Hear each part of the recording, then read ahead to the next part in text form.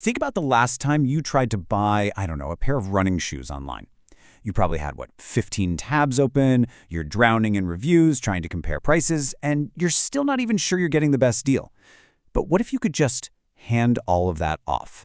We are right on the edge of a huge shift in how we buy things, moving from us clicking away to agents that do all the shopping for us. So let's dive into this wild world of agentic commerce.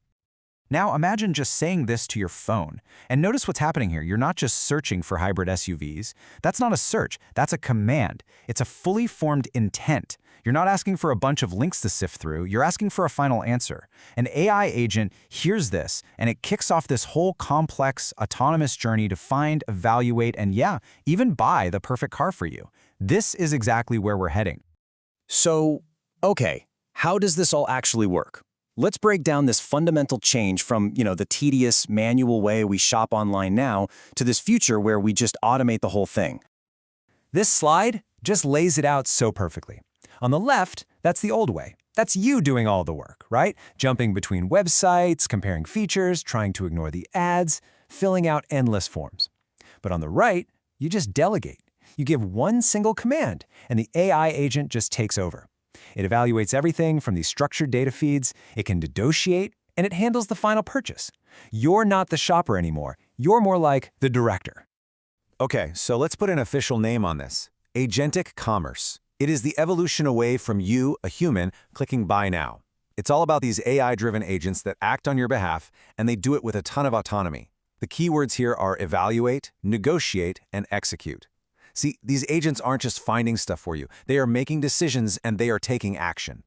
And this breaks down the flow beautifully into 5 key steps. It all kicks off with your intent, that simple command we talked about. Then, the agent does its reasoning, comparing options from secure data. Now, this next part is so important. It doesn't just pick one. It comes back with a decision and a rationale. It explains why it's the best choice.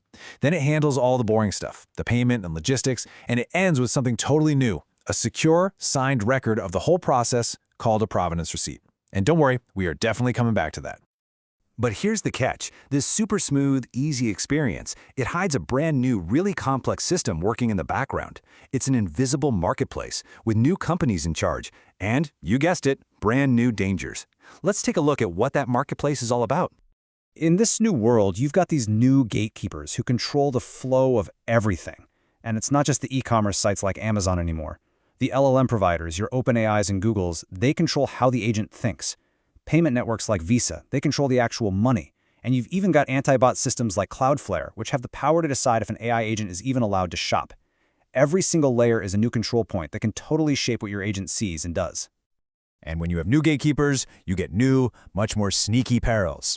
We are not talking about your average scam here. We're talking about stuff like data poisoning, where someone manipulates the product data an AI sees, basically tricking it into picking their product, or prompt injection, where they hide malicious instructions inside data to literally hijack your agent's behavior.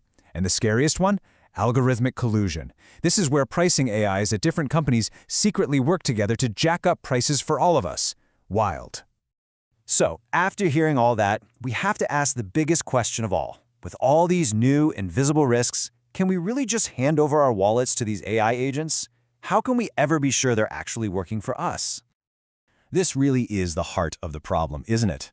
We want the convenience, of course we do, but we just can't afford the risk, especially when we're talking about big purchases. And the funny thing is, the very technology that makes these agents so smart and conversational, the large language model, well, that's also their biggest weakness. They can be inconsistent, and you can't always see how they came to a decision. And this quote from IBM Technology just hits the nail on the head. Large language models are not consistent, they're not transparent. Let that sink in for a second. LLMs are incredible at understanding what we say and coming up with creative ideas. But for a decision that has to be reliable, transparent, and follow strict rules, like spending your money, they are not the right tool for that final, critical job. They can make things up or get swayed in ways we just can't predict. Okay, so if an LLM by itself isn't trustworthy enough, what's the answer? Well, we need a system that's literally built from the ground up for making logical, provable decisions. We need a blueprint. And that solution is a cool industry standard called Decision Model and Notation, or DMN. The best way to think of it is like a visual flowchart, but for decisions.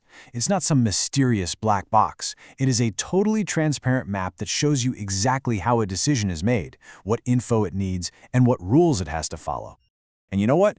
It's way simpler than it sounds. As you can see here, DMN really just uses three main shapes. The rectangle is a decision, a question that needs an answer, like, is this car a good value? The ovals, that's the input data you need to answer that question, like the price or the safety rating. And that document shape, that's the knowledge source, your personal rules like the safety rating must be 5 stars. You just combine these three simple shapes, and you can map out even the most complex choices with perfect clarity. So this brings us to what I like to call a tale of two AIs. You've got the creative LLM and the meticulous DMN agent. The future isn't about choosing one or the other, it's about using them as a team. The LLM is like your creative strategist. It's amazing at understanding your goal and finding all the possibilities. But the DMN agent, that's your meticulous accountant. It takes those options and makes the final decision flawlessly, consistently, and transparently, all based on a crystal clear set of rules. So what does this hybrid approach, this team-up of the creative LLM and the rule-based DMN agent actually mean for the future of how we buy and sell? Well, everything. And listen, this isn't science fiction. This is happening, and it is happening fast. By next year, we're going to see the first instant checkout pilots. A year after that, agents will be shopping for us across multiple stores at once. By 2027, our agents will be negotiating with other agents for better prices. And by 2030, having a personal AI agent wallet will probably be as normal as having a credit card is today. And the absolute cornerstone of this whole system, the thing that builds all the trust, is that Provenance receipt. Think of it as a tamper-proof digital record of everything the agent did, what data it looked at, what rules it followed, and the final reason for its choice. It's the ultimate proof that your agent did its job and did it right. So what's the big takeaway for businesses? Well, as this chart shows, the game is changing. Success isn't just going to be about having a flashy, human-friendly website anymore. In this new agentic era, the winners are going to be the ones who provide clean, structured, and verifiable data that AI agents can actually trust. Machine trustworthiness, that is the new gold. And all of this leaves us with one final, absolutely critical question. When your autonomous AI agent goes out, negotiates a deal, and makes a purchase for you, if something goes wrong, who's actually responsible? Where does the buck stop? That is the billion-dollar question we're all going to have to figure out as we step into this brand new world of commerce.